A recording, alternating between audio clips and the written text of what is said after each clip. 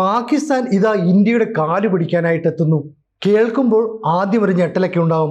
പക്ഷേ സംഗതി സത്യമാണ്. ഇപ്പോൾ പാകിസ്ഥാൻ തന്ത്രപ്രധാനമായ അവരുടെ ചില രേഖകൾ ഇന്ത്യക്ക് മുമ്പിൽ സമർപ്പിക്കുകയാണ്. അതായത് പാകിസ്ഥാന് എവിടെയൊക്കെയാണ് ആണവ കേന്ദ്രങ്ങൾ ഉള്ളത്, ആണവ റിയാക്ടറുകൾ എവിടെയൊക്കെ പ്രവർത്തിക്കുന്നു, അതുപോലെ തന്നെ ഈ ഐസോടോപ്പുകൾ വേർതിരിക്കുന്ന മേഖല എവിടെയൊക്കെയാണ്, ഇത് സംബന്ധിച്ചുള്ള തന്ത്രപ്രധാനമായ വിവരങ്ങൾ ഇന്ത്യക്ക് കൈമാറുന്നു. എന്തിനാണ് ഇങ്ങനെ ഒരു നീക്കം നടത്തുന്നത്?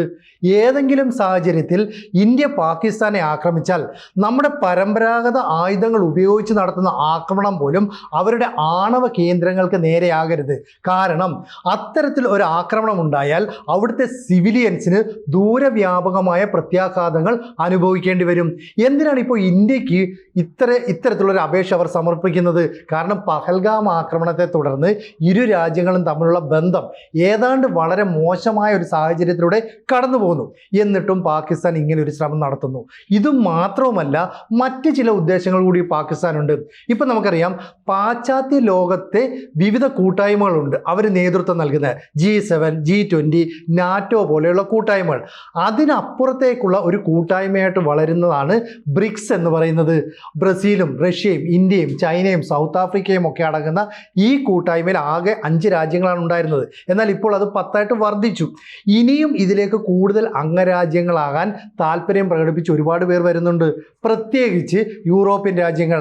പക്ഷേ ഇവിടെ ശ്രദ്ധിക്കേണ്ട ഒരു കാര്യം, പാകിസ്ഥാന് എങ്ങനെയെങ്കിലും ബ്രിക്സിൽ അംഗത്വം വേണം. അംഗത്വം വേണമെങ്കിൽ എല്ലാ രാജ്യങ്ങളുമായിട്ടും സമവായം പുലർത്തുന്ന രാജ്യങ്ങളെ മാത്രമേ ഇതിൽ ഉൾപ്പെടുത്താവൂ എന്നുള്ള ഒരു നിബന്ധനയുണ്ട്. എന്ന് പറഞ്ഞാൽ ഏതെങ്കിലും രാജ്യവുമായിട്ട് ശത്രുപക്ഷത്തുണ്ടെങ്കിൽ ഇതിലെ അംഗരാജ്യങ്ങൾ ആ അപേക്ഷ തള്ളിക്കളഞ്ഞാൽ പിന്നെ ഒന്നും ചെയ്യാൻ കഴിയില്ല. ഇവിടെ പാകിസ്ഥാൻ ഔദ്യോഗികമായിട്ട് തന്നെ ബ്രിക്സിൽ ചേരാൻ അപേക്ഷ നൽകി. എന്നിട്ട് ചൈനയുടെ കാല് പിടിച്ചു. ചൈന പറഞ്ഞു ശരി, ഞങ്ങൾ സഹായിക്കാം. റഷ്യയോട് റിക്വസ്റ്റ് ചെയ്തു. റഷ്യ പറഞ്ഞു ഞങ്ങൾ സഹായിക്കാം.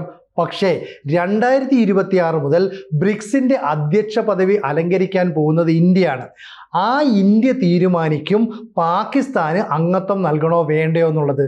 എന്ന് പറഞ്ഞാൽ വളരെ പെട്ടെന്ന് പാകിസ്ഥാൻ്റെ അപേക്ഷ തള്ളിക്കളയാനുള്ള പവർ ഇന്ത്യക്കുണ്ട്. ഇതാണ് കാര്യം. മാത്രവുമല്ല, അസിം മുനീർ എന്ന് പറയുന്ന പാകിസ്ഥാൻ്റെ സൈനിക മേധാവിക്കോ ഷഹബാസ് ഷെരീഫ് എന്ന് പറയുന്ന പാക് പ്രധാനമന്ത്രിക്കോ ചിന്തിക്കാൻ കഴിയുന്നതിനപ്പുറത്തേക്ക് ഈ അഡ്മിനിസ്ട്രേറ്റീവ് കാര്യങ്ങൾ ചിന്തിക്കുന്ന ഭരണകൂടം അവിടെയുണ്ട്. അതുകൊണ്ടാണ് ഇന്ത്യക്ക് മുമ്പിൽ ഈ റിപ്പോർട്ടുകളൊക്കെ സമർപ്പിക്കുന്നത്. മാത്രമല്ല, ഇപ്പം ഈ ബംഗ്ലാദേശിലെ മുൻ പ്രധാനമന്ത്രി ബീഗം ഖാലിദ സിയ അന്തരിച്ചു. ആ സമയത്ത് ഇന്ത്യയുടെ ഔദ്യോഗിക പ്രതിനിധിയായിട്ട് പോയത് വിദേശകാര്യമന്ത്രി എസ് ജയശങ്കറാണ്. ഈ ജയശങ്കറുമായിട്ട് പാകിസ്ഥാൻ പാർലമെന്റ് സ്പീക്കർ കൂടിക്കാഴ്ച നടത്താൻ ശ്രമിക്കുന്നു. കൂടിക്കാഴ്ച നടത്തി ചില കാര്യങ്ങളൊക്കെ അങ്ങോട്ടും ഇങ്ങോട്ടും പറഞ്ഞു.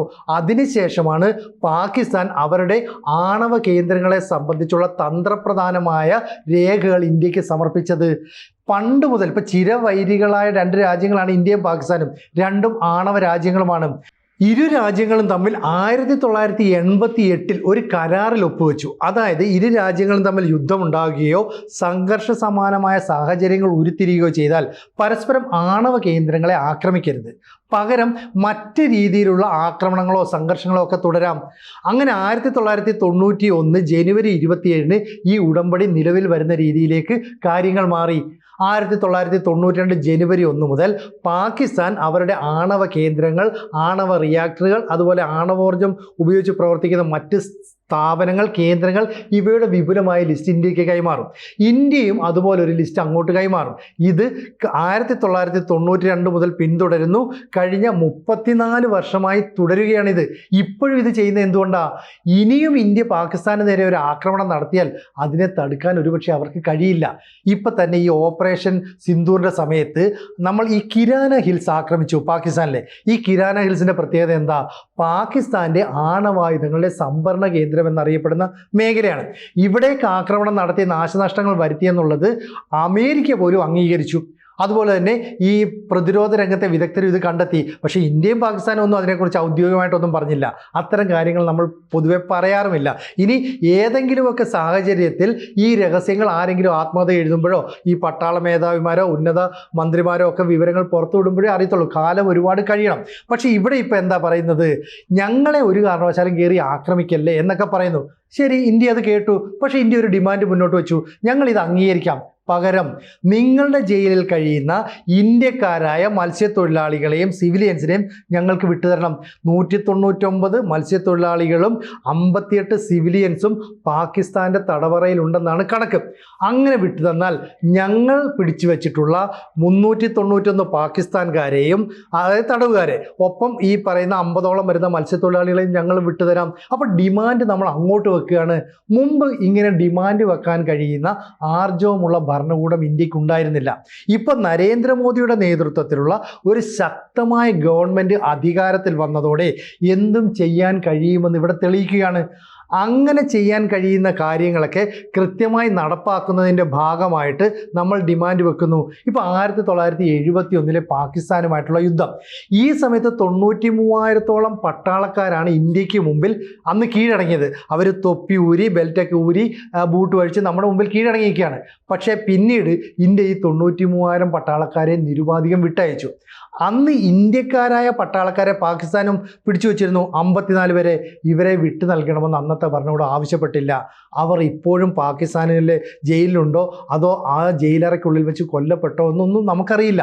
ഇപ്പോൾ ഇന്ത്യ പറയുന്നു ആ ഭരണകൂടമല്ല ഇവിടെ. അതുകൊണ്ടാണ് പാകിസ്ഥാൻ ഇന്ത്യയുടെ കാല് പിടിക്കുന്നത്. മാത്രമല്ല, ബ്രിക്സിൽ അംഗത്വം വേണം അവർക്ക്.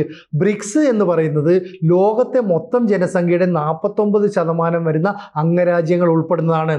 അതുകൂടാതെ ആഗോള മൊത്ത ആഭ്യന്തര ഉൽപ്പാദനത്തിൻ്റെ 29% ഈ ബ്രിക്സ് രാജ്യങ്ങളിലാണ്. അന്താരാഷ്ട്ര വ്യാപാരത്തിൻ്റെ 23% ബ്രിക്സ് നടപ്പാക്കുന്നു. കൂടാതെ ഈ ബ്രിക്സ് രാജ്യങ്ങളുടെ കൂട്ടായ്മയിലൂടെ ന്യൂ ഡെവലപ്മെൻറ്റ് ബാങ്ക് രൂപപ്പെട്ടു. അപ്പോൾ ഒരു സാമ്പത്തിക സഹായം വേണമെങ്കിൽ ന്യൂ ഡെവലപ്മെൻറ്റ് ബാങ്കിന് മുമ്പിലും അപേക്ഷയുമായിട്ട് പാകിസ്ഥാൻ എത്തുകയാണ്. ഇവിടെ ഈ സമവായത്തിലൂടെ മാത്രമേ പുതിയ അംഗങ്ങളെ എടുക്കാൻ പറ്റുള്ളൂ. അപ്പോൾ 2026 ബ്രിക്സിൻ്റെ അധ്യക്ഷ പദവിയിൽ ഇന്ത്യയാണ് എത്തുന്നത്. ആ ഇന്ത്യക്ക് പാകിസ്ഥാൻ്റെ അപേക്ഷ നിരുപാധികം തള്ളിക്കളയാം. അതുകൊണ്ട് നയതന്ത്ര തലത്തിൽ അനുകൂലമായ തീരുമാനം ഇന്ത്യ എടുക്കണമേ എന്ന് പറഞ്ഞിട്ടാണ് പാകിസ്ഥാൻ ഇന്ത്യക്ക് മുമ്പിൽ ഇപ്പോൾ കാല് പിടിച്ചുകൊണ്ട് വരുന്നത്. മാത്രമല്ല, ഇപ്പോൾ IMF, വേൾഡ് ബാങ്ക് തുടങ്ങിയ സ്ഥാപനങ്ങൾക്ക് മുന്നിൽ സഹായവുമായിട്ട് പാകിസ്ഥാൻ ചെല്ലുന്നുണ്ട്, സഹായം വേണമെന്നൊക്കെ പറഞ്ഞിട്ട്. പക്ഷേ അവരെല്ലാം തന്നെ ഇപ്പോൾ പാകിസ്ഥാനെ കൈയൊഴിയുന്നു. അതുകൊണ്ട് എങ്ങനെയെങ്കിലും റഷ്യയുടെയും ചൈനയുടെയും ഒക്കെ പിന്തുണയോടുകൂടി ബ്രിക്സിലേക്ക് കടന്നു വരാൻ കഴിയുമെന്ന് അവർ പ്രതീക്ഷിക്കുകയാണ്. നിലവിൽ 2025 അവസാനിച്ചപ്പോഴേക്കും 23 രാജ്യങ്ങളാണ് ബ്രിക്സിൽ അംഗമാക്കണമെന്ന അപേക്ഷയുമായിട്ട് ഇപ്പോൾ വന്നിരിക്കുന്നത്. മൊത്തം 50 രാജ്യങ്ങൾ ഇപ്പോൾ ക്യൂവിലുണ്ട്. അങ്ങനെ എത്രത്തോളം രാജ്യങ്ങളെ ഉൾപ്പെടുത്തി ബ്രിക്സിന് വലുതാകാമോ അങ്ങനെയൊക്കെ വലുതാകാൻ കഴിയും. പക്ഷേ ഇവിടെ ഈ ബ്രിക്സിൻ്റെ ദിശ ഇനി നിശ്ചയിക്കുന്നത് ഇന്ത്യയാണ്. കാരണം അധ്യക്ഷ പദവിയിൽ നമ്മളാണ്. നാറ്റോ സഖ്യത്തിൽ ഉൾപ്പെടെയുള്ള രാജ്യങ്ങൾ, G20 ഉൾപ്പെടെയുള്ള രാജ്യങ്ങൾ, G7 രാജ്യങ്ങൾ, UAE ഉൾപ്പെടെയുള്ള അറബ് രാജ്യങ്ങളൊക്കെ തന്നെ ഈ ബ്രിക്സിൽ ചേരാൻ താല്പര്യം പ്രകടിപ്പിച്ചു വരികയാണ്. അതുകൊണ്ടാണ് പാകിസ്ഥാനും ബംഗ്ലാദേശും ഒക്കെ അപേക്ഷ സമർപ്പിച്ച് കാത്തിരിക്കുന്നത്. ഇന്ത്യയാണ് ഈ കാര്യത്തിലൊക്കെ തീരുമാനമെടുക്കേണ്ടത്. IMFൻ്റെ മതിയായ പിന്തുണ നൽകാത്തത് കൊണ്ട് സാമ്പത്തികമായി തകർന്ന് തരിപ്പണമായ പാകിസ്ഥാന് ഒരു പിടിവള്ളി വേണം. അതുകൊണ്ടാണ് ഇന്ത്യയുടെ കാല് പിടിക്കുന്നത്. അവരുടെ GDP ഒക്കെ കുത്തനെ ഇടിഞ്ഞ് താഴേക്ക് പോയിക്കൊണ്ടിരിക്കുന്നു. ഇന്ത്യ ക്രമാനുഗതമായ വളർച്ച നേരിടുന്നു, നയതന്ത്ര തലത്തിൽ നല്ല ബന്ധങ്ങൾ ഉണ്ടാക്കുന്നു.